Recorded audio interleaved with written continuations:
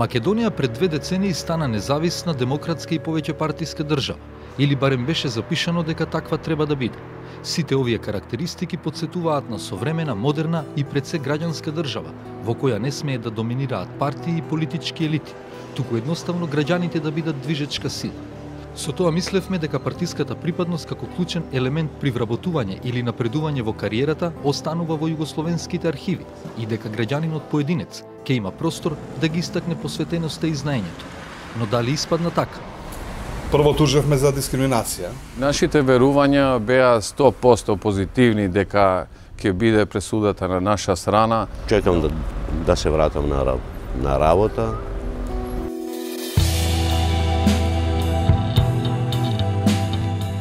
Партиската припадност е главен предуслов за напредување во кариерата во државната администрација. Таа е наметната замена за диплома, вештини и искуство. Прво морате да станете верен партиски член, а потоа ќе ви го отворат професионалниот багаж да дзирнат какво искуство и знаење транспортирате. И да ви е празен образовниот куфер, сепак ќе ви остават да отпатувате, затоа што вие го имате вистинскиот билет, партиската книшка.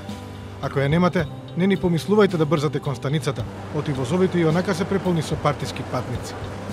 Но како ќе патуваат низ животот граѓаните кои од човечки, професионални и етички причини не сакале да стават подпис на вистинскиот билет кон иднината, туку едноставно сакаат да се вработат и да напредуваат според своите квалитети и професионалност. За таквите нема место во државната администрација, моторот на системот. А и што многумина остануваат без работните места, туку тие не можат никако да докажат дека се политички жртви и дека политичката дискриминација врз нив потекнува токму од државата, онаа која има обврска да ги штити од секаков вид дискриминација. Згоре на тоа, во ваков систем со партиска доминација, во услови кога 30% од населението е невработено, голем дел од дискриминираните по политичка основа немаат храброст, некои немаат знаење, некои немаат пари преку судски процес да го докажат тоа. Тие кои решиле по судски пат да стигнат до правдата, никако не успеваат тоа да го докажат преку партизирано судство. Примери има, но само такви чии тужби се одбиени.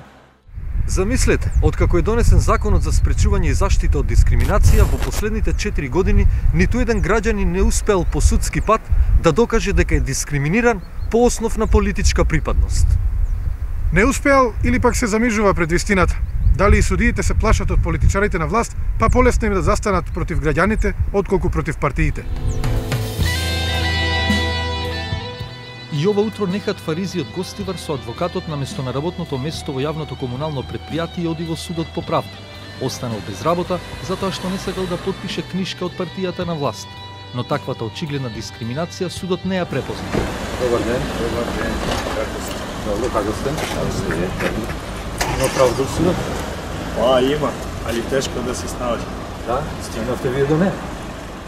Долг е пат. Долг е пат. Добар. Навистина патот е долг, а крајот на судскиот процес сепак бил извесен од самиот старт. Неговите сомнежи дека власта лесно управува и со судството и не постои судија што ќе и се спротистави, му се потврдија. И нему и на уште тројца други, кои како политички жртви во комуналното предпријатие решиле правдината да ја докажат во судница. Па ништо не ни објасня, ни рекоа дека сме ние припадници на друга политичка партија, значи што бараме ми е уште тука, значи во оваа држава дефинитивно права има само тие што им припаѓаат на власт.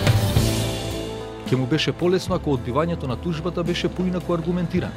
Не знаејќи како да постапи или пак притиснат од локалните моќници, судот избра да ја одбие тужбата без многу аргументи и со премногу цитирани, но не образложени членови од законот.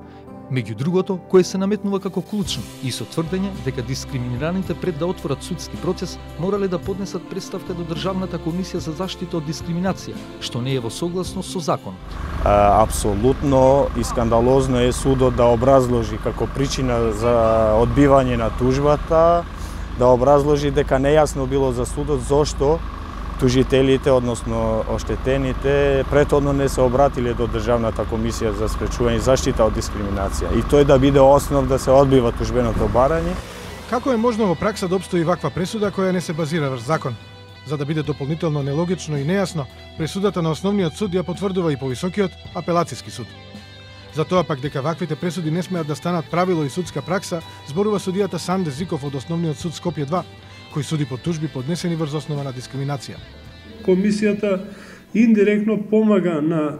Меѓутоа не е задолжителен елемент. Не е задолжителен елемент, но комисијата доколку има такво барање, излегува во пресред, па има обврска согласно законот да сослуша едната странка, да сослуша другата странка, па доколку констатира комисијата дека има некои делови каде што се врши дискриминација, тогаш согласно законот исто така дава одредени насоки, упатства на тој што врши дискриминација понатаму да прекине со тоа да го прави. Практично судовите како да не сакаат да ја искористат позицијата што ја имаат, односно корективната улога врз политичката неправда. Ако Комисијата за заштита од дискриминација е државен орган, токму можноста директно да се поднесе тужба во суд, по правило треба да гарантира независна и објективна пресуда. Затоа граѓаните кои не веруваат на комисијата, која не може да им обезбеди заштита, мора да имаат начин како да се одбранат пред независен орган. Тоа би требало да е судот. Дополнителен аргумент на граѓаните при избор на судот наместо комисијата е тоа што при постапката пред комисијата товарот на докажување паѓа врз нив самите.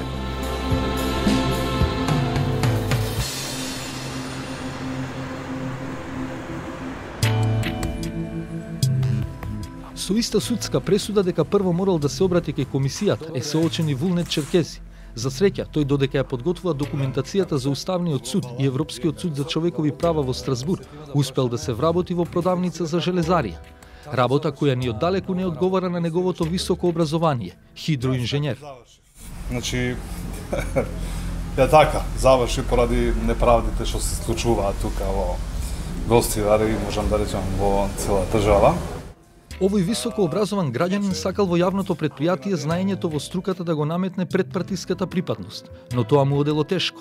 Кога решил да се спротистави на обидот да биде партиски изманипулиран и да подпише пристапница, останал без работа. Ме суспендира без никаква дисциплинска комисија или некоја друга комисија да процени Божен под наводници таа моја некоја грешка за времето кога бев технички директор на ЕПО Комуналец, 14 години вработен во јавното предпријатие Комуналец со решение. Друго, значи единствен хидроинженер во Комуналец. Спасот него пронашал во правниот систем и во законите, иако таму му биле гаранциите дека правната држава ќе се оствари преку судство. Еве без ракавици, да. Без ракавици,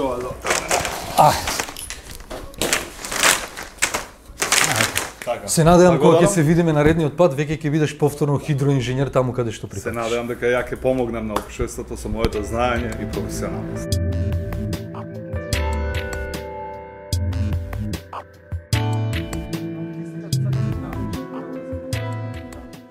Ако сте директор на училиште, може да очекувате дека по изборот на нов градоначалник ќе останете без функција, колку и да вредите. Но Арбен Адеми е исклучок. Со години останал директор во гимназијата и ниту една партија претходно не го менувала, иако градоначалниците се менувале. Но така било се до последните избори и не му го нашле крајот. Секако, откако прво му понудиле да се построи во партиски редови, исто како и на другите 7 директори низ сите училишта во Гостивар кои биле сменети во еден ден, без почитување на процедура. Сите почувствува таква дискриминација кога наеднаш 8 директори значи беа разрешени. Нашите верувања беа 100% позитивни дека ќе биде пресудата на наша страна, но еве, целото наше судство значи е под опсада на политиката во Македонија. За сите овие случаи заедничко е тоа што товарот на докажување бил пренесен токму врз тужителите, граѓаните. Иако законот вели дека кога имаат вакви докази, товарот треба да падне на страна на тужениот, во случаиве локалните самоуправи и јавните предпријатија. Покрај едниот со кој на граѓаните им е наложено прво да се жалат во комисијата, па дури потоа во судот, ова е другиот апсурд спротивен на законот кој ги загрозува правата на граѓаните.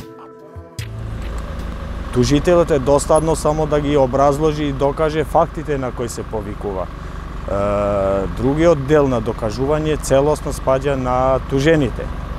Во конкретниот случај имавме значи скандалозни видувања и толкувања на законот. Со приемот на тужбата од страна на тужениот, тој има обврска по закон за парнична постапка, зависно од која област, во рок од 8 или 15 дена да даде одговор, и со насрочување на првото рочиште по тој предмет, тука веќе во тој момент се префрлува товарот на докажувањето на тужениот. Ова е позитивна препорака која мора да се следи.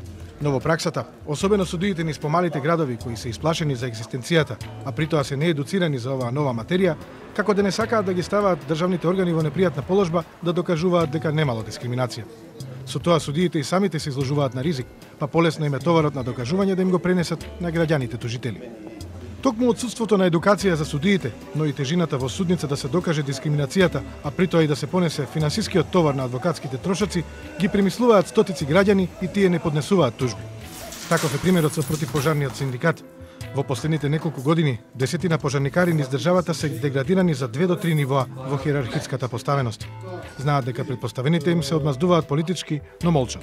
На судски процес не ни помислуваат. Искусни пожарникари кои што во претходните години работеле на своите места како командири на единици, работеле на своите места како командири на оделенија, кои што со своето искуство може да допринесат и уште години после, се деградирани, односно им се намалени звањата од командири на единици на обични пожарникари, од командири на оделенија на пожарникари и возачи. Има и такви кои се дискриминираат со неможноста да напредуваат во кариерата. Со оглед дека таквите се уште се вработени низ институциите, тешко е да ги натерате јавно да проговорат како ги оценуваат со партиско членство за да имаат повисока позиција во државната служба.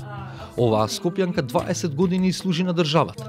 Вработена е со средно образование, иако потоа завршила факултет, па магистрирала, а сега подготвува докторат. Но како што оди повисоко со дипломите, така предпоставените политички функционери позасилено ја условуваат со партиска книжка. На интерен оглас, стручноста и се покажала како послаба карактеристика од политичката припадност. Значи, прв пат во живот видов известување за одбивање на конкурс без правна поука дека можам да се жалам. И секако дека не ми беше седно, затоа што е омаловажувачки.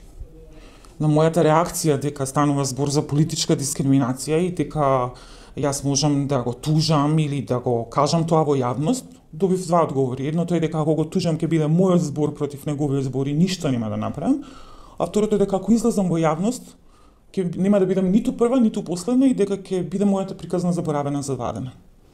А реално приказната е заборавена, завадена. За него, за мене не. По основањето на Комисијата за заштита од дискриминација како независно тело, очекувавме дека таа ќе се наметне како орган во кој граѓаните ќе имаат надеж за остварување на правата. Но при првата пријава против висок политички функционер, таа падна на тестот на независност.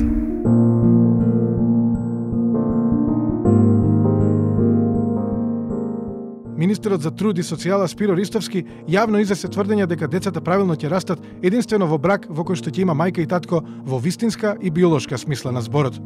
Граѓанските здруженија реагираа дека тој со ова ги дискриминира сите други деца кои растат во поинакво семејство од неговата дефиниција.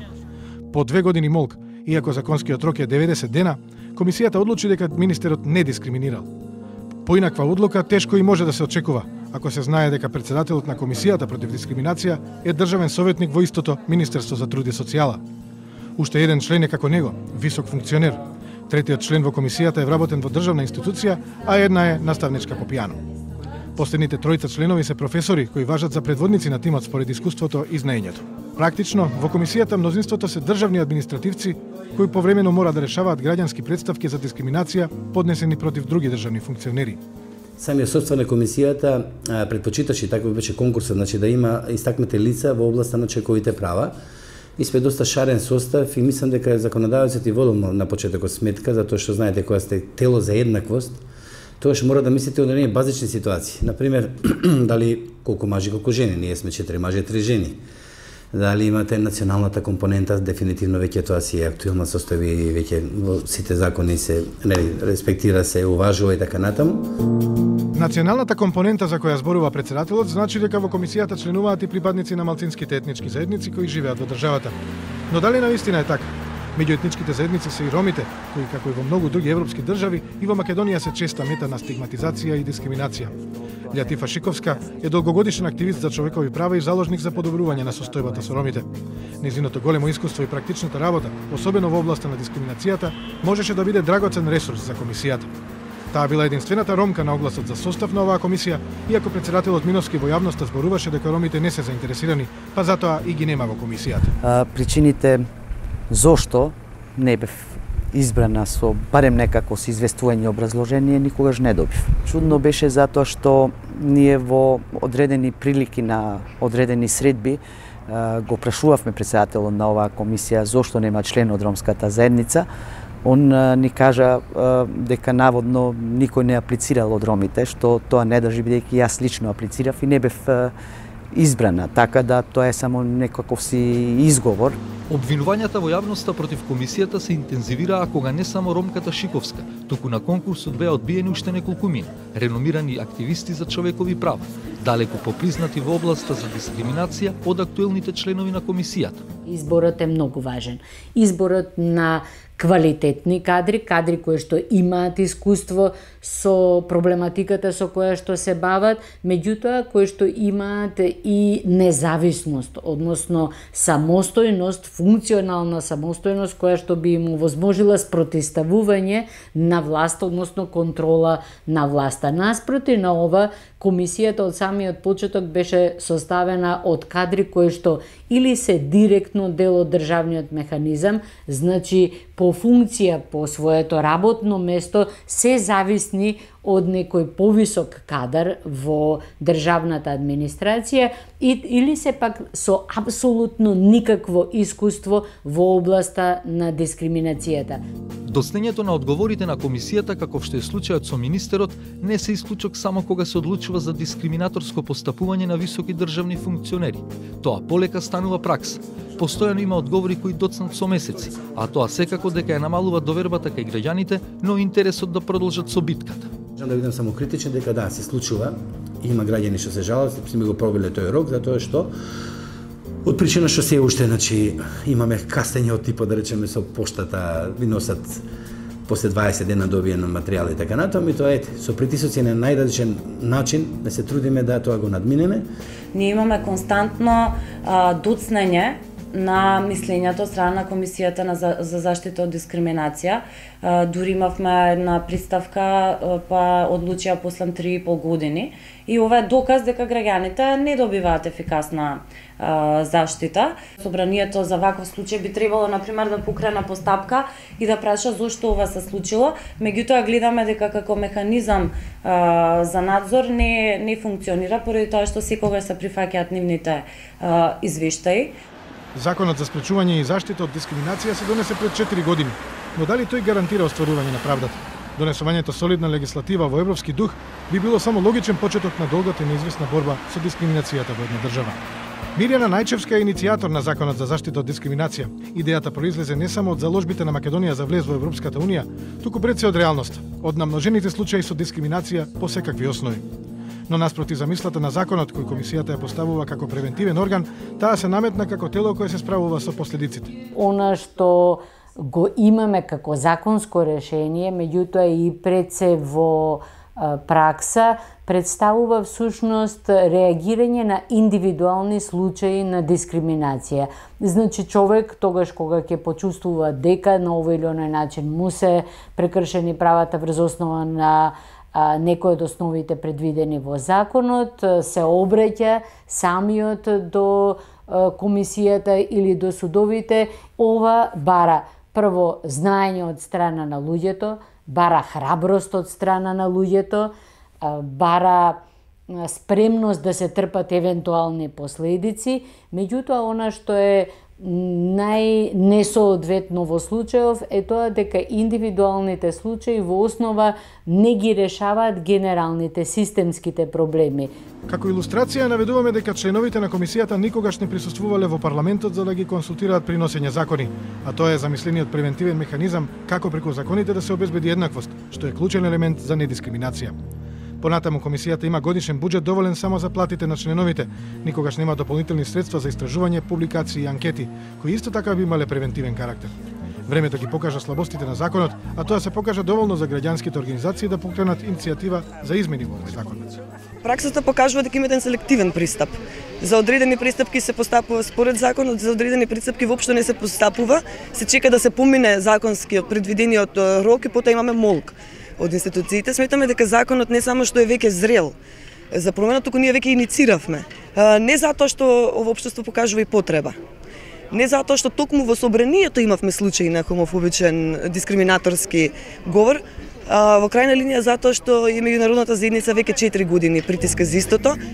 Законот и во сегашната верзија и дава можност на комисијата самата да покрене прекршочна постапка кога ќе утврди дискриминација, но досега таа не ја искористила оваа можност. Граѓаните имаат заштита и во еден член од кривичниот законник. Според него, јавното обвинителство може да отвори предмет, но само врз определени основи за дискриминација. Таа се третира како тешко дело, а за дискриминаторот се предвидува и затворска казна. И овде праксата не забележала случај.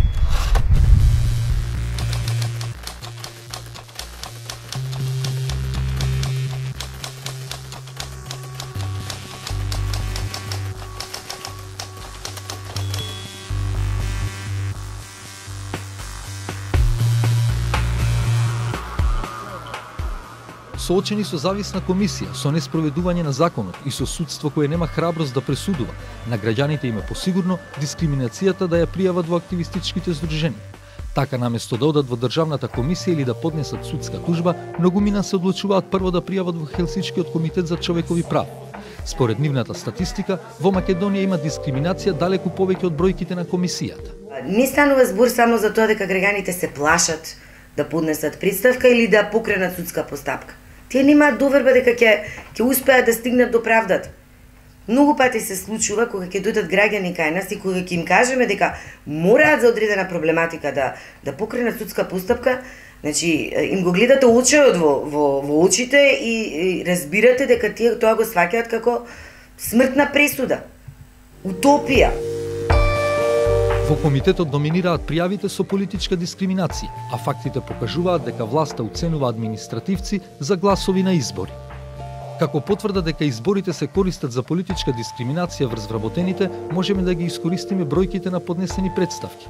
Во 2011 и 2013 како изборни години имало по 12 пријави за дискриминаторско однесување, за разлика од неизборната 2012 кога имало само 3. Поучени од бројноста на случаите и раширеноста на дискриминацијата, граѓанските организации отидоа чекор понапред и се обединија во мрежа, која ја следи состојбата и настапува пред институциите. И тие на редовни состаноци утврдуваат стратегија како да им помогнат на граѓаните кои пријавиле дискриминација и како да и се спротивстават на државата кога таа дискриминира. Заедничкото постапување по заштитата од дискриминација е особено важно и кога тоа го гледаат државните институции. Исто така е особено важно кога на граѓаните ќе им кажеме дека ние сме мрежа, значи повеќе организации кои што ќе понудат правна помош во случајот и тоа им дава на граѓаните поголема сигурност. Но и наспротив ваквата обединетост на активистите и можноста посилно да влијаат, сепак и тие наидуваат на отпор од државните институции. Конечно не стигна мислењето дека е негативно и не можела да утврдат дискриминација, меѓутоа не охрабруваат да поднесуваме понатаму представки пред комисијата. Иако законот им дава можност на организациите да се вклучат во судските процеси во кои граѓаните се жалат на дискриминација во својство на замешувачи, ова досега е искористено само во еден судски процес. Право на замешувач имаат организациите кои долго време работат на темата дискриминација и во судските процеси треба да учествуваат со мислења, препораки и прашања.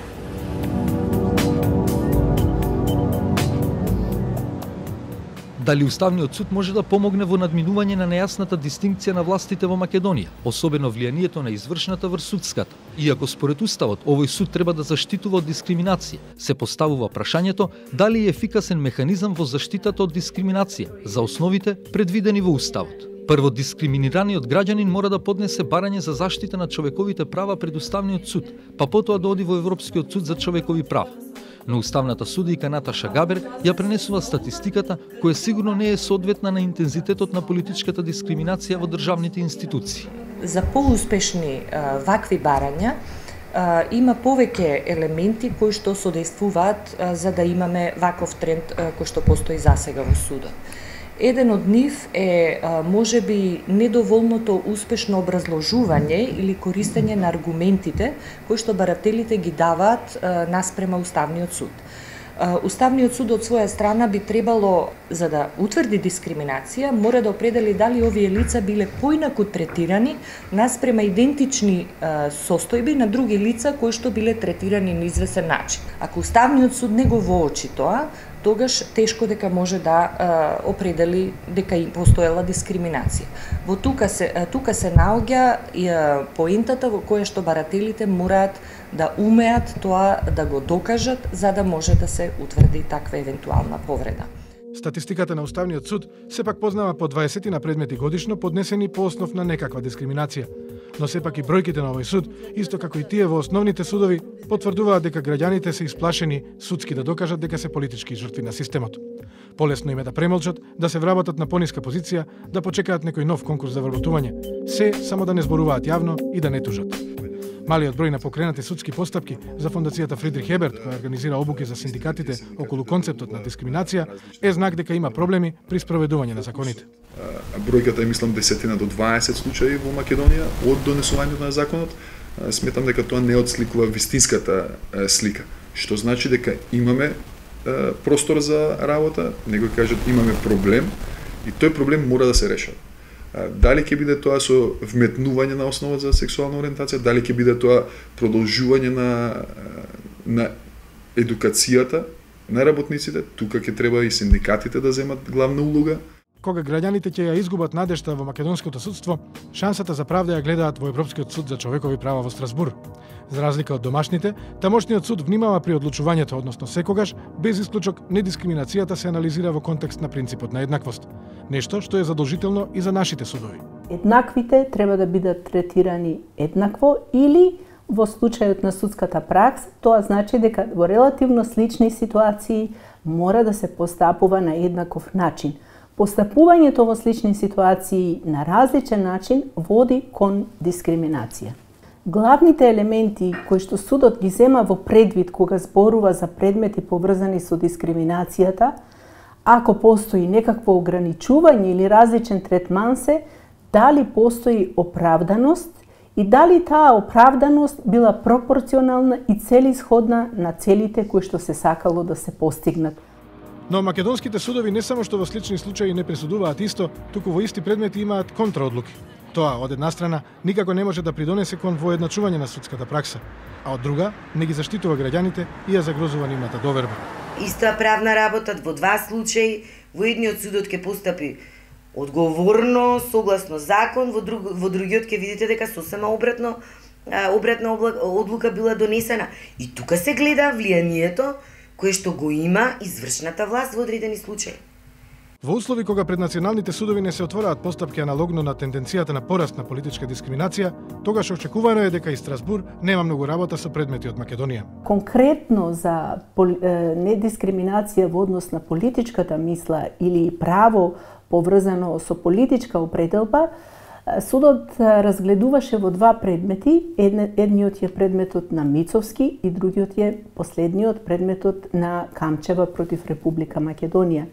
И во двата предмети судот не влезе во оценка на жалбените наводи, бидејќи за жал и двата предмети завршија како недопуштени.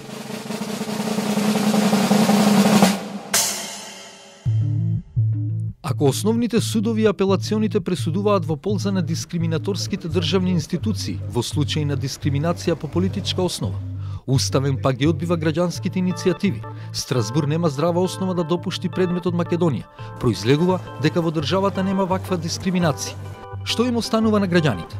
Ако сакаат судски да докажат дека се дискриминирани, прво им е неопходна храброст, соочување со последиците после судскиот процес, нерви и пари.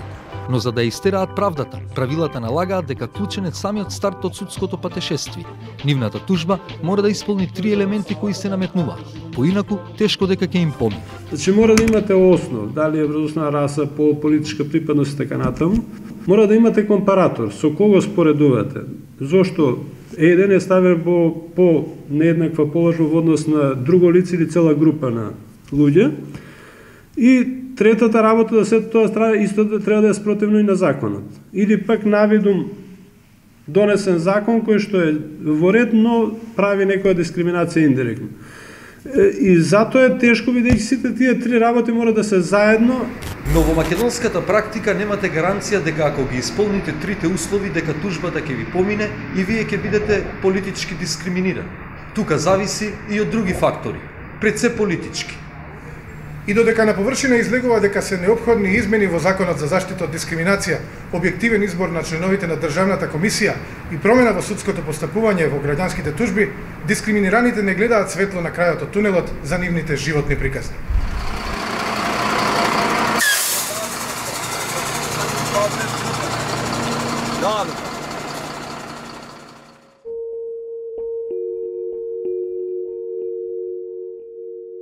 Кога ќе ве стават во ќош и ќе ве притискаат, и ќе се буните, и ќе зборувате, и ќе се борите, и во еден момент навистина ќе се изморите. И во еден момент само ќе молчите, ќе вегетирате и ќе се надевате дека ќе преживеете.